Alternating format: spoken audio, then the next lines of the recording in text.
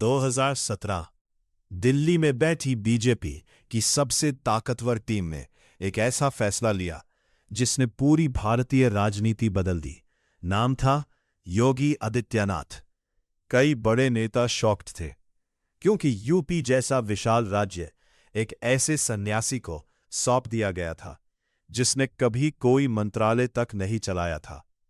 लेकिन अमित शाह और नरेंद्र मोदी को भरोसा था कि ये आदमी सिर्फ मुख्यमंत्री नहीं बनेगा बल्कि हिंदुत्व की सबसे बड़ी पॉलिटिकल मशीन बन जाएगा। फिर जो हुआ उसने दिल्ली को भी चौंका दिया। उत्तर प्रदेश में बुलडोजर पॉलिटिक्स शुरू हुई। माफिया पर कार्रवाई, मंदिर नैरेटिव, हिंदुत्व ब्रांडिंग। धीरे धीरे योगी आदित्यनाथ सिर्फ एक मुख्यमंत्री नहीं रहे, वो ब्रांड योगी बन गए। लेकिन राजनीति में असली खतरा विपक्ष नहीं होता, असली खतरा होता है पॉपुलैरिटी। 2024 के लोकसभा चुनाव के बाद बीजेपी को यूपी में बड़ा झटका लगा। सीटें घटी, संगठन के अंदर सवाल उठने लगे और पहली बार दिल्ली और लखनऊ के बीच तनाव की फुसफुसाहट बाहर आने लगी। कुछ नेताओं ने इशारों में कहा, यूपी में प्रशासन बहुत कठोर हो गया है। कुछ ने कास्ट बैलेंस का मुद्दा उठाया। फिर अचानक संगठन की बैठकों में आरएसएस की एक्टिविटी बढ़ने लगी। योगी लगातार संघ नेताओं से मिलने लगे। क्या ये सिर्फ 2027 की तैयारी थी या कुछ और? दिल्ली का मॉडल अलग था। मोदी का राष्ट्रवाद, विकास, वेलफेयर पॉलिटिक्स, ग्लोबल इमेज। लेकिन योगी का मॉडल सीधा, अग्रेसिव, अनअपॉलोजेटिक हिंदुत्व। यहीं से शुरू हुई बीजेपी के अंदर दो नैरेटिव्स की चर्चा। एक तरफ दिल्ली बीजेपी, दूसरी तरफ लखनऊ पावर सेंटर। फिर 2026 आते आते योगी सरकार ने ओबीसी, दलित और कास्ट इक्वेशंस पर तेजी से काम शुरू किया। कैबिनेट एक्सपेंशन हुआ, माइक्रो कास्ट स्ट्रैटेजी लागू हुई। साफ था, लड़ाई सिर्फ चुनाव जीतने की नहीं, 2027 में डोमिनेंस साबित करने की थी। लेकिन सबसे बड़ा सवाल अब भी वही है, क्या सच में मोदी और योगी के बीच पावर स्ट्रगल है या ये सिर्फ विपक्ष और मीडिया द्वारा बनाया गया नैरेटिव? क्योंकि पब्लिक इवेंट्स में दोनों नेता हमेशा साथ दिखते हैं।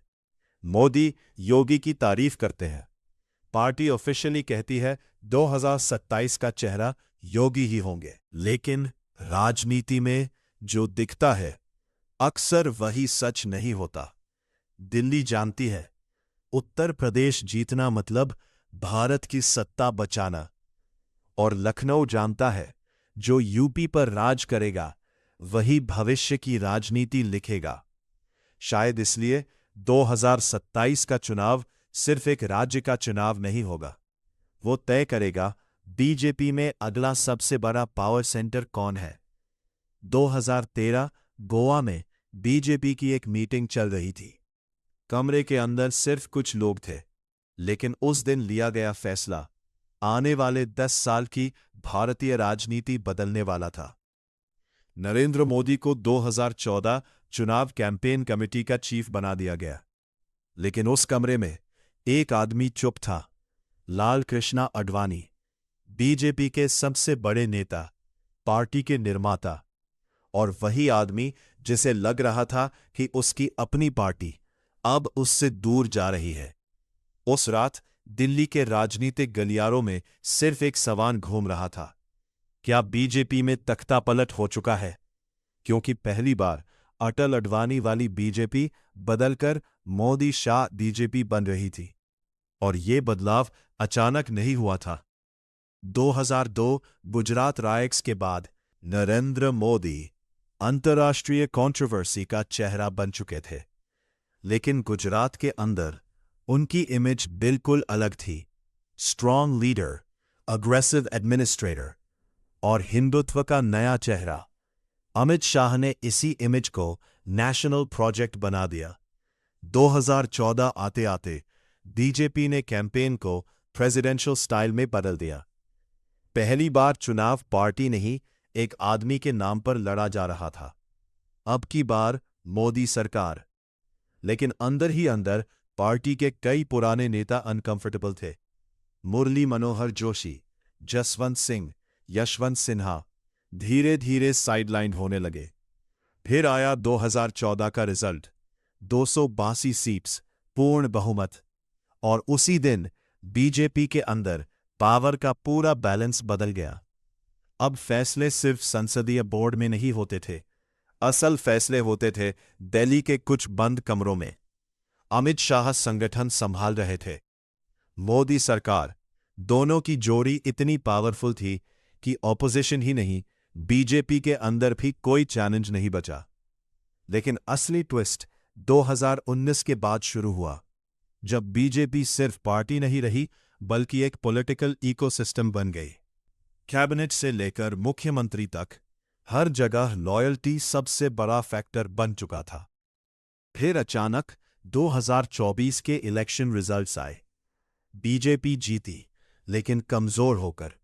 उत्तर प्रदेश में नुकसान हुआ, कई बड़े चेहरे हार गए, और पहली बार बीजेपी के अंदर अकाउंटेबिलिटी की फुसफुसाहट सुनाई दी। कुछ लोग क्वाइटली कहने लगे, क्या शाह मॉडल कमजोर पड़ रहा है? इसी बीच आरएसएस की मीटिंग्स तेज हो गई, पुराने नेताओं की एक्टिविटी बढ़ने लगी, और दिल्ली की राजनीति में फिर वही पुराना शब्द लौट आया, सक्सेशन। क्योंकि बीजेपी के अंदर अब सबसे बड़ा सवाल विपक्ष नहीं था, सवाल था मोदी के बाद कौन? योगी आदित्यनाथ, अमित शाह, या कोई तीसरा चेहरा जिसे अभी सामने ही नहीं लाया गया।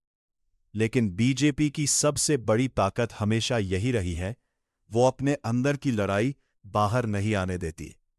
और शायद यही वजह है कि भारत की सबसे पावरफुल पार्टी के अंदर चल रही सबसे बड़ी राजनीतिक जंग आज भी आधिकारिक रूप से मौजूद ही नहीं है। 2004 भारत का सबसे शक्तिशाली आदमी चुनाव हार चुका था, Atal Bihari Vajpayee. India shining campaign बुरी तरह गिर चुका था। बीजेपी सदमे में थी और कांग्रेस वापस सत्ता में आ चुकी थी। लेकिन उसी हार के बाद आरएसएस के अंदर एक सीक्रेट चर्चा शुरू हुई। क्या बीजेपी बहुत नरम हो गई है? क्योंकि वाजपेयी का मॉडल अलग था, coalition politics, moderate image, diplomacy. लेकिन आरएसएस का एक हिस्सा चाहता था एक ऐसा नेता जो बिना माफी मांगे हिंदुत्व की राजनीति करे। और तभी गुजरात से एक नाम तेजी से ऊपर उठने लगा, नरेंद्र मोदी। 2002 के बाद इंटरनेशनल मीडिया उन्हें विलन बता रहा था, लेकिन ग्राउंड पर हिंदुत्व सपोर्टर्स उन्हें हीरो मान रहे थे। आरएसएस क्वाइटली ऑब्जर्व कर रही थी, अमित शाह ऑर्गेनाइजेशन बना रहे थे, और दिल्ली के पुराने नेता खतरे को समझ ही नहीं पाए। फिर 2009 आया, बीजेपी दोबारा हार गई, लाल कृष्ण आडवाणी प्रधानमंत्री नहीं बन सके। पार्टी के अंदर पैनिक शुरू हो गया। यही वो पल था जब बीजेपी ने इंटरनली तय किया, अब पार्टी को एक अग्रेसिव चेहरा चाहिए। और फिर शुरू हुआ इंडिया का सबसे पावरफुल पॉलिटिकल रीब्रांडिंग प्रोजेक्ट।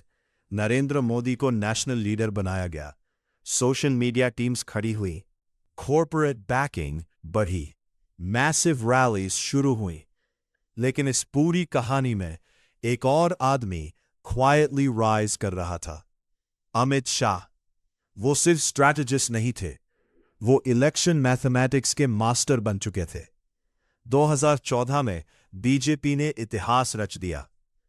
लेकिन असली कहानी इलेक्शन जीतने की नहीं थी।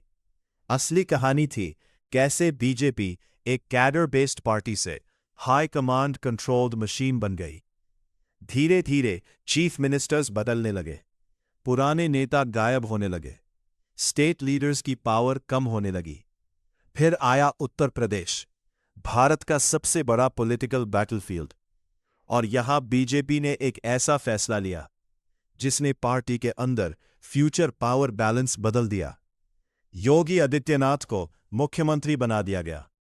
आरएसएस खुश थी, हार्डकोर सपोर्टर्स एक्साइटेड थे, लेकिन दिल्ली के कुछ नेता अनकंफर्टेबल थे, क्योंकि पहली बार मोदी के अलावा भी कोई मैस हिंदू फेस उभर रहा था। और यही चीज आने वाले सालों में टेंशन का कारण बनी।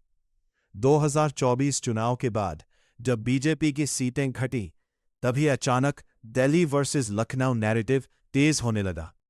कुछ लोग बोले पार्टी को सॉफ्टर इमेज चाहिए, दूसरे बोले नहीं और अग्रेसिव हिंदुत्व चाहिए।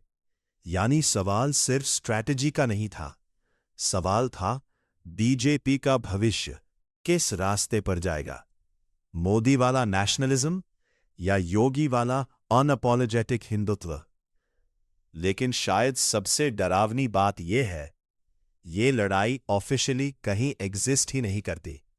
कोई प्रेस कॉन्फ्रेंस नहीं, कोई बयान नहीं, कोई खुला विरोध नहीं, सिर्फ साइलेंस। और भारतीय राजनीति में कभी कभी साइलेंस ही सबसे बड़ा संकेत होता है।